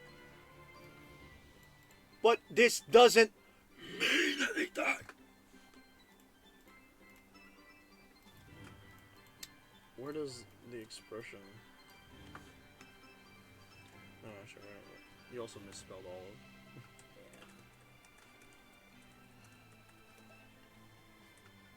Ah, fudge. Wrong question, my dude.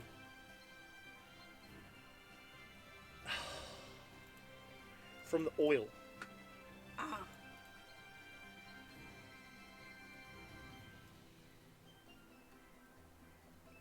There are no known green people, and yellow means jaundice. So it's stupid!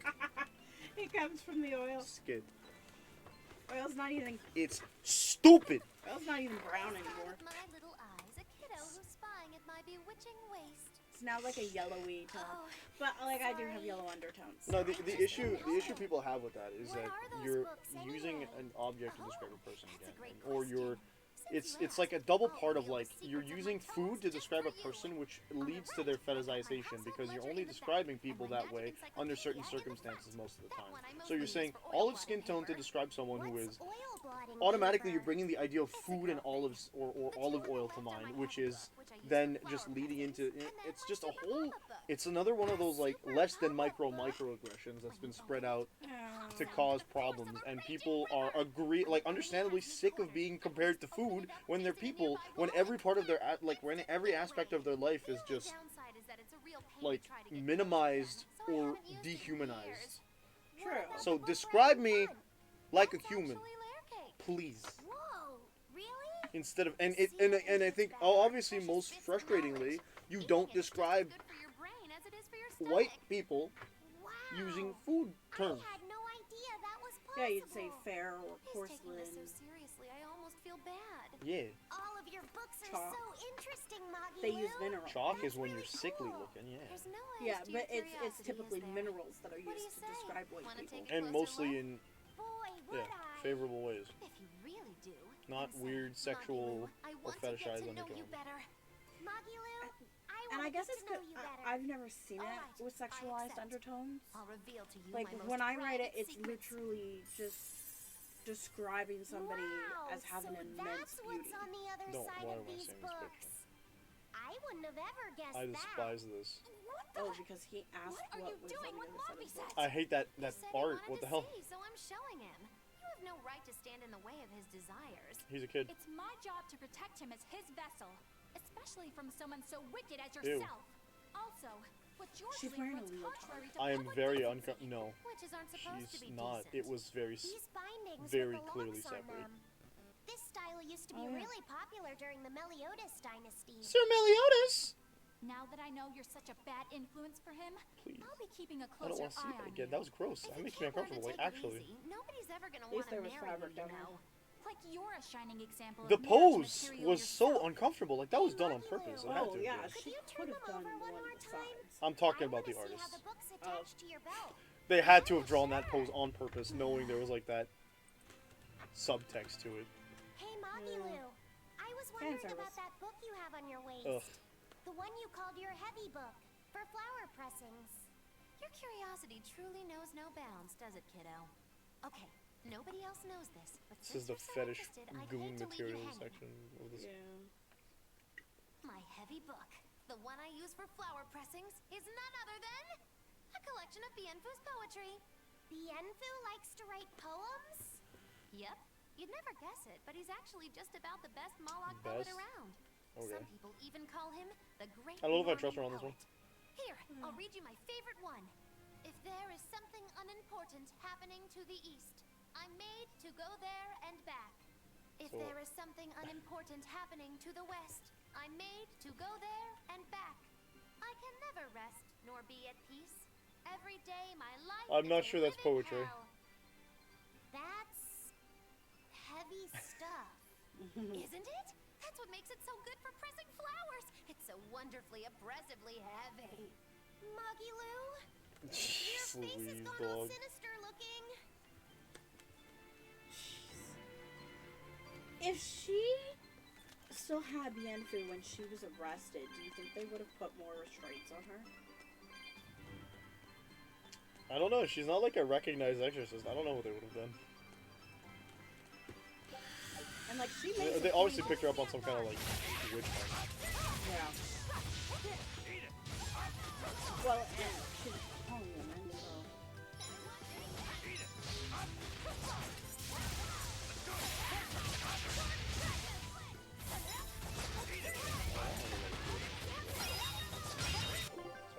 I still haven't been able to trigger mine.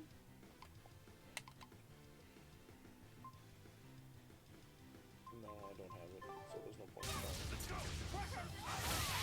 I've done everything that I need to for mine, but I can't trigger it.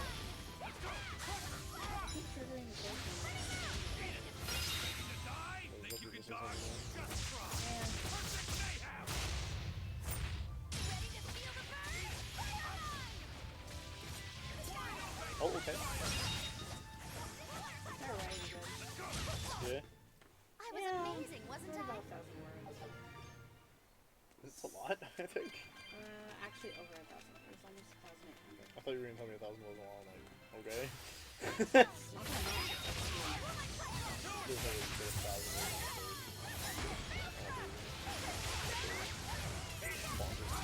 What size font is it, importantly? And what was it say 1,000 times? What do you mean 1,000 words?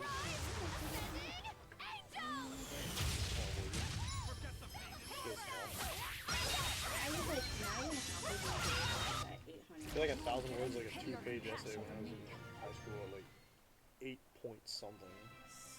See, 1,000 word essay was only ever 1 page. Might have been not. Somebody tells me I am going to run into a cat soon. You wish. Oh, seriously, they're giving us 3 minutes. I challenge You love the fights. You're just in it for the love of the game. Yeah. Not even worth my time. I'm literally just fighting because I'm enjoying the story. Ooh.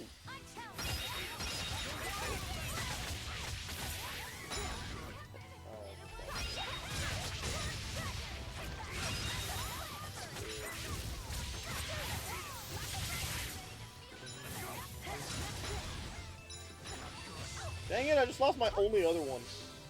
How very dare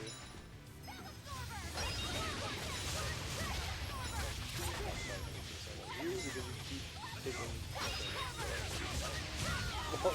You're faster, so you're gonna get them. There we go. There we go, now we're talking, let's go. You know what? I think it's fair. You always get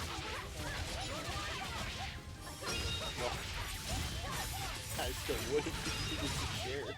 Yeah, I know. Oh, are we finished already? That was a weird zoom in. This coffee stinks. I'm still gonna... I'm gonna put flavoring in it. I know it's sugar, spoon. but you don't need a spoon. You can just put it in and then just swirl it. With my burned finger, yeah. No, you put the lid on and then you just swirl the cup. That doesn't mix it enough. Okay. I've done that for you a couple of times and you said it's okay. Yeah, maybe that didn't mix it enough. I tried. Yeah, which is what matters. Remember that. Remember what? The thought that counts. Okay. You better be ready.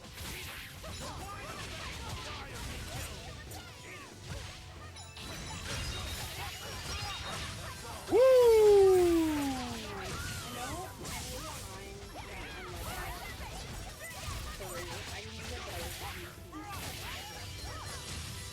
mean, I guess you're at 5 now, right?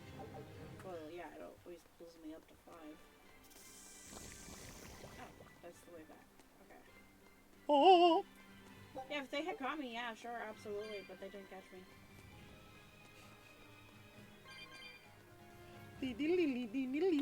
I'm at a point where I'm like, I'm done with the fights. Yeah, I just I'm at a point where it's next save point, we're gonna call it. Yeah? I mean, it's 12:45, so yeah. Oh, okay. I didn't realize what time it was. What did I miss? A lovely seashell. Which actually reminds me.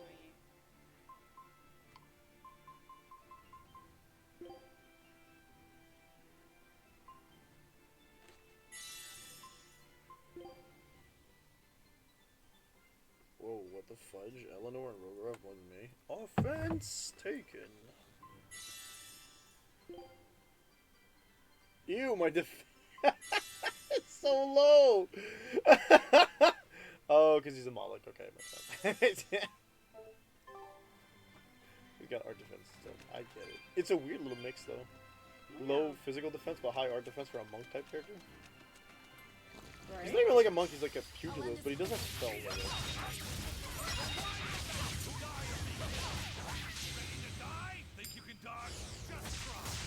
But you do get that quicker than I do.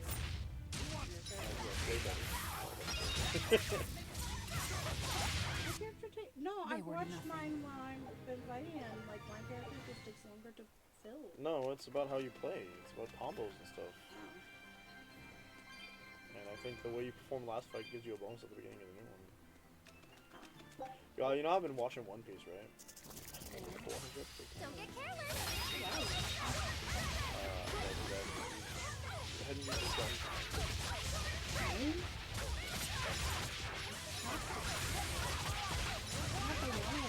Then I'm not past you. Also, are you like past the? Are you at the Wano arc by watching clips in between, like you usually are for the TV series, or?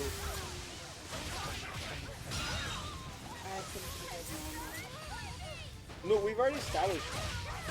I was in between Big Mom arc and the Wano arc. Because the last time we talked about it, you said you were at Wano, but then your timeline didn't make sense. Because you watched One Piece when Wano wasn't out, actively.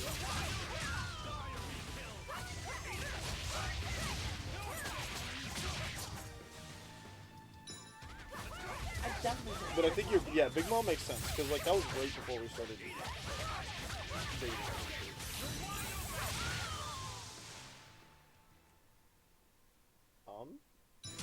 Oh, what the That's not fair. No, that's cool.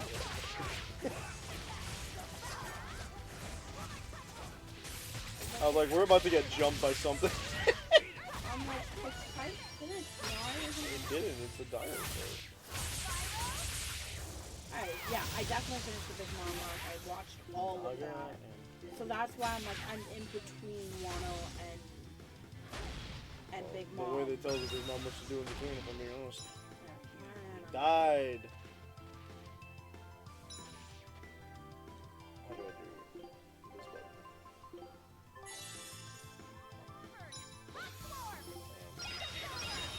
I'll get my freaking combo. Thank you!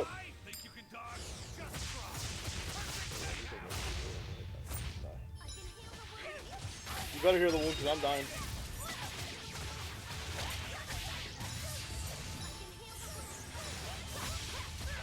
Yeah, I don't think she can heal the wounds. Yeah. I don't think so.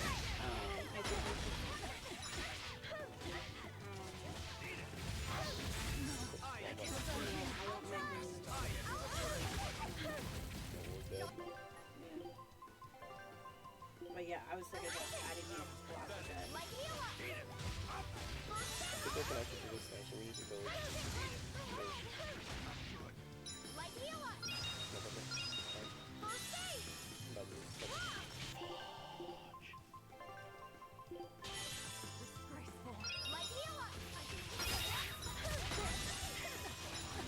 God, really? 6. Yesterday, bud. Awesome. Pick me up.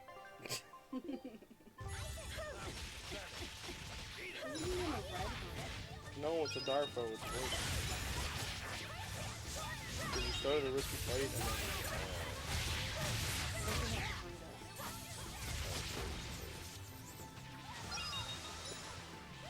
Okay, they do shoulders. And you're dead again. It's almost dead. Yeah, it's almost dead, but it's got Naga friends that don't want to die. Like... I know! That's why I'm trying to kill it.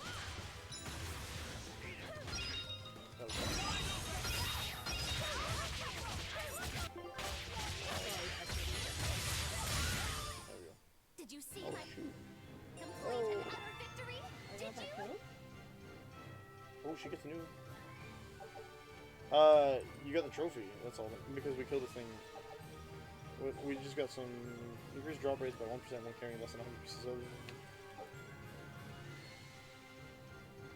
Each time you defeat a dire foe, attacks with dire foes are less frequent when they are high HP, so if it looks like you're in over your head, if you don't want to risk your game over, you should skip the battle, try again with the... Oh, okay. We killed it, so too bad.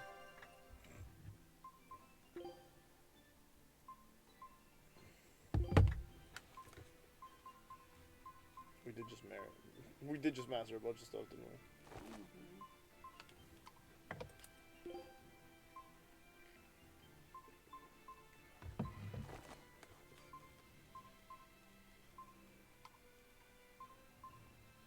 Tranquilla? That's funny. Okay. Whoa, better equip. Oh, from an attack perspective, really.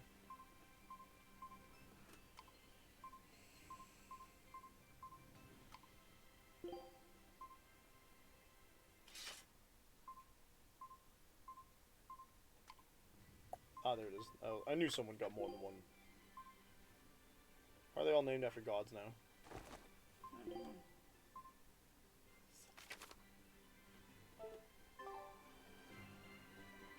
That was fun. Just gonna get a save point. Probably gonna be near the end of this. Probably for an actual dungeon.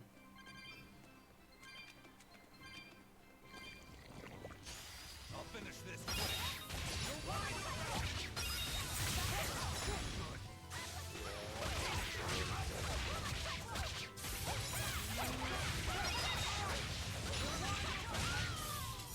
Do you want to listen to the Magnus Protocol?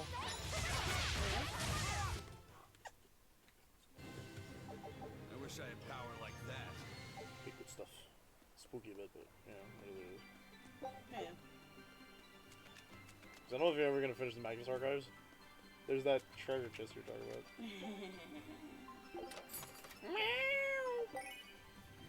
Ah, the other earring. But I finished the Magnus Archives, like, okay, I'm glad this season's over, because I didn't like the last season as much as I liked the rest of it. Yeah. And I was like, okay, what's going to happen with... Well, actually, at that point, I'm like, okay, I kind of understand what they're going to do with the Magnus Protocol now, and, it's just a whole new set of characters, but, like, mild spoilers for, like, the first episode of the Magnus Protocol and onwards. But the way that this one is set up, right? Magnus Archives was set up as you're listening to tape recordings.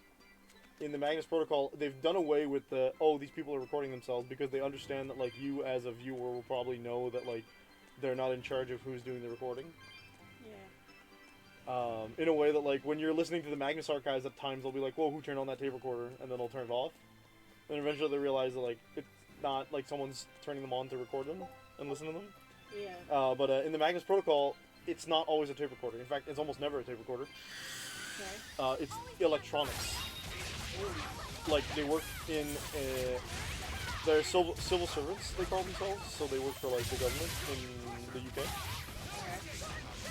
And their job is analyze the... It's the same job. It's just under a different, like, name. Analyze these strange things. But instead of, like, in the prospect of, like, they're getting people to come in and explaining what happened to them, and then they're trying to, like, archive that, they are instead... They have a computer from, like, the 80s. Whoa, who was that for? Okay. They have a recorder, like, a computer from the 80s, and it intercepts... Take a look at this. Like, they have a database where it just intercepts a bunch of, like, things online. Sometimes it's videos, sometimes it's voice recordings, sometimes it's emails. Anything that the computer, like, or the system can get its hands on that is connected to odd events, and then they have to classify it using a whole bunch of codes. We don't know the codes, we just know they're things like, oh, this is classified under Z for zombie, etc., etc., and their book doesn't make sense to them. They don't understand what the classifications are for, they're just told to classify them anyway, as best as you can, right? Okay. Get through the caseload as fast as possible, do the thing. But the first episode starts with them saying goodbye to someone who quit, and saying hello to a new guy who's called Sammy. Okay. And Sam, starts up, and he's getting, like, walked through the concept, and then, click, you hear something go on, and suddenly, the computer starts talking. You hear a different voice, and Alice, who's his, like, senior, she's like, oh, don't worry, Sam, this happens all the time. It just means that you have to step away from the computer for a little bit, like, get some coffee or something, because you will not be able to do anything while the computer insists on, like, reading out this thing out loud with a voice. And then she even makes a comment along the lines of, oh, you got, this voice, and she names him, and Sam's like, what do you mean? That's his name? And she's like, no, I don't know who his name is, but he just sounds like that, right? And what are the names that she gives him? Voice name. I would have laughed if they were the previous character names. Not the names. Their codes? No. The voices? Yeah. There's 3 of them. One of them... Alice calls them... Augustus? You better be ready. Chester? And...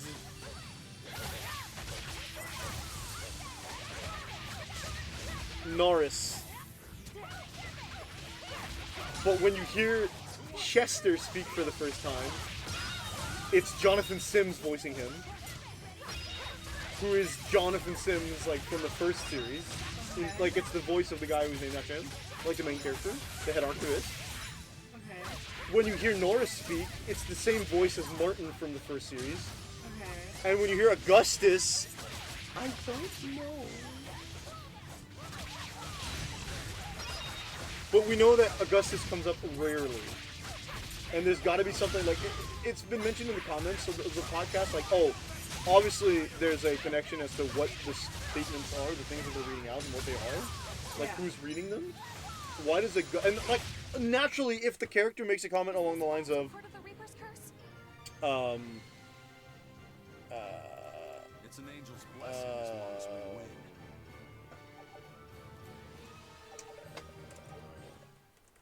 Oh, well, he's the most, like, the least common, then obviously you're gonna, you know, recognize that it's relevant to something. Yeah.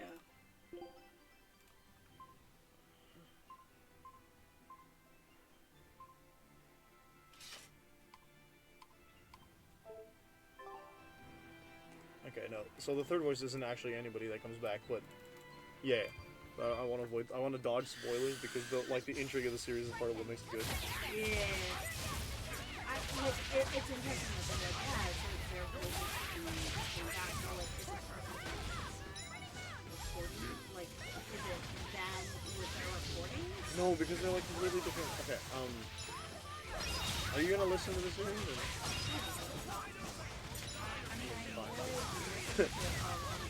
Like good, but also that means I can't say what I want to say. I'm still There's too many books to roll. But like, I'm also the kind of person, There like, are none who he can couldn't resist my believe this, but spear. I explained what episode it happened on, and he's like, what do you mean? I fell asleep while listening to it. I can feel Well, that when you're talking about that. Yeah, but the episode that I mentioned to you that I fell asleep on, you were like, how the hell? They had some really spooky stuff. Yeah, it was one of the spooky episodes, and you were like, how? Yeah. Anyway. Anyways, I fell asleep on the bus listening to it. Not for the, like, literally, find a save point, man. We need to save. I'm looking There for it a is, save thank point. God. There we go. Yeah, one of the things is, like, because of the events of the finale, Yeah. there's theories crafted around why you hear their voices, and I don't want to spoil those for you, but yeah. Okay. It'll be interesting. Whenever you get there into it's 200 episodes. Thank you everyone who came by. That's going to be the end for today's stream. I'll be back tomorrow afternoon at 1 p.m. Eastern Standard Time with, we'll figure it out when we get there. We're scheduled to come with Siberia 3, but I have to get it on another platform, and I haven't done that yet. So we'll see what happens. In the meantime, I hope you folks enjoyed. I just want to throw a reminder out there that I have 18 now swear jar points that are waiting for someone to redeem them. So if you are in the need of someone getting a sub bomb drop, one of your favorite streamers, please do. Peace out, folks.